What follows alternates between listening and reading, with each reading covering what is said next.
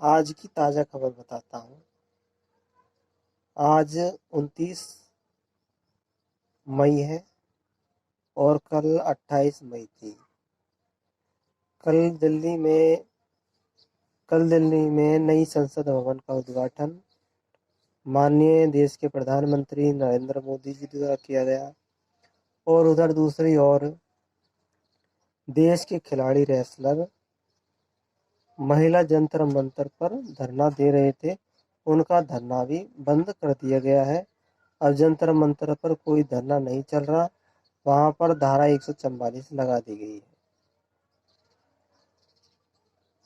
धारा 144 लगा दी गई है और जितने भी पहलवान थे जो धरना दे रहे थे उन सबको अरेस्ट कर लिया गया है और उन पर एफआईआर लगा करके छोड़ दिया गया है। अब उन पर केस चलेगा। तो ये आंदोलन का हिस्सा होता है कि उन पर विभिन्न प्रकार के केसों विभिन्न प्रकार के मुकदमे लगाना और मुकदमे लगा करके उनको जेलों में डालना फिर बाद में छोड़ देना, ऐसा चलता रहता है। तो गवर्नमेंट की यही मंशा होती है कि जो भी धरना देने वाले होते हैं वो किसी भी तरह से कोई गलती करें और गलती जैसे ही वो करते हैं उनको अरेस्ट कर लिया जाता है और जेल में डाल दी जाती है। अब गलती चाहे जिसकी भी हो वो बाद में देखी जाती है, लेकिन वर्तमान में जो सरकार होती है उसका एक ही मकसद होता है कि उनको किसी भी तरह से किसी भी एक कानून के तहत उनको कानून के अंदर लेकर के उन पर कार्रवाई की जाए और उनका धरना बंद करवाया जाए। यही उनकी इच्छा होती है। अब सबसे बड़ी बात ये होती है कि जो गवर्नमेंट है वो ये चाहती है कि जो भी धरना देता है उस धरने देने वाले के धैर्य को देखा जाए। यानी उसके धैर्य की इतनी परीक्षा ली जाती है कि वो कभी ना कभी टूटेगा और जैसे वो टूटेगा अपने आपे से बाहर निकलेगा और आपे से बाहर होते ही उन पर कार्रवाई की जाती है और धरना बंद कर दिया जाता है, यानी तबाह कर दिया जाता है। तो ये सब कुछ एक सोची समझी साजिश होती है गवर्नमेंट की। और गवर्नमेंट चाहती है वो कि जो भी धरने देने वाले होते हैं वो किसी भी तरह से कोई गलती करे तो उनके सामने कई ऑप्शन दिए जाते हैं और जैसे भी वो किसी भी ऑप्शन के अंडर फंस जाते हैं तभी उन पर कार्रवाई की जाती है। जब तक गवर्नमेंट उन पर कार्रवाई नहीं कर सकती, जब तक कि उन पर कोई गलती नहीं करें, तो वो इसी मौके की तलाश में रहती है कि वो कोई न कोई गलती करें। अब उसमें गलती ये थी कि इतने दिन से तो महिला पहलवान खूब आराम से धरना प्रदर्शन कर रहे थे और उन्होंने ये नई संसद भवन के सामने एक महापंचायत यानी महिला पंचायत करने का निर्णय लिया था और वहां पर उनको जाना था। उसी समय गवर्नमेंट ने ये आदेश निकाल दिया कि ये पुलिस वालों के पास में आदेश आया कि किसी को भी जंतर मंतर से बाहर नहीं निकलने दिया जाए और वहां पर बैरिकेडिंग लगा दी गई और ताकि कोई भी व्यक्ति वहां से बाहर नहीं निकले। अगर जो भी व्यक्ति बाहर निकलता है तो वह कानून के अंतर्गत आ जाता है, यानी कि कानून को तोड़ने के अंतर्गत आ जाता है, जबकि पहले यह कानून लागू नहीं था। तो ये गवर्नमेंट है, गवर्नमेंट के हाथ में पूरा शासन होता है, वो कौन सा कानून कब लागू कर दे।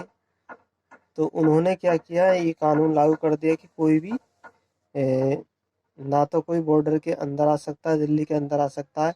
जो आदमी जहाँ पर है वो वहीं पर रहे। अगर वो पुलिस की नहीं मानता है तो उन पर कार्रवाई की जाएगी। तो इसी दौरान क्या होता है कि खिलाड़ियों को वहाँ जाना था महापंचायत करने के लिए।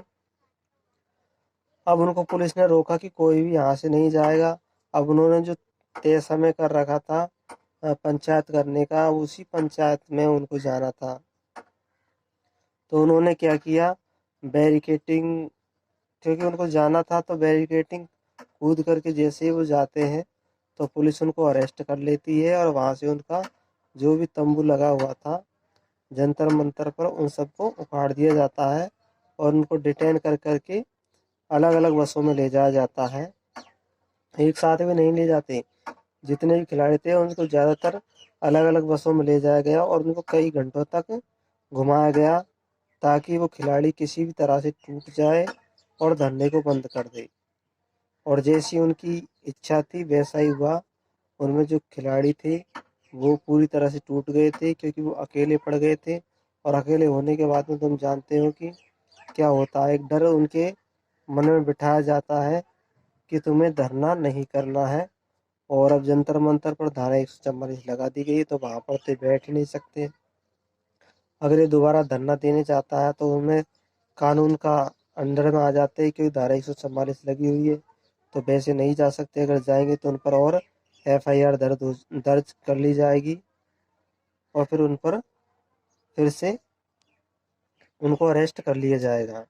इस वीडियो का बनाने का मकसद यही है कि जीवन में कभी भी अनेक परिस्थितियां आती है व्यक्ति के जीवन में, और उन परिस्थितियों में उनकी परीक्षा ली जाती है धैर्य की।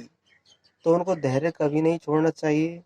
जैसे जैसे परिस्थितियां बदल जाती है उन्हीं के अनुसार कानून का पालन करना चाहिए, क्योंकि गलती किसकी है इस बात का निर्णय तो बाद में होता है और वर्तमान में नहीं होता। इसलिए क्योंकि अब इस समय जो खिलाड़ी है वो कानून को तोड़ने के उल्लंघन के जरिए उन पर FIR दर्ज हो गई है।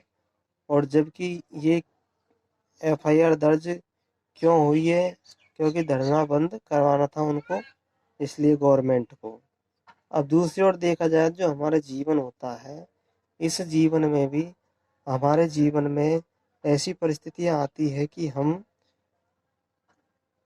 ऐसा लगता है जैसे कि हम अपनी जीवन में मेहनत करते हैं, खूब पढ़ते लिखते हैं, और एक समय ऐसा आता है कि जैसे हमको बार बार प्रयास करने के बाद भी हमें सफलता नहीं मिलती, तो हम क्या है चिड़चिड़े हो जाते हैं, मन काम नहीं करता कि अब क्या करें।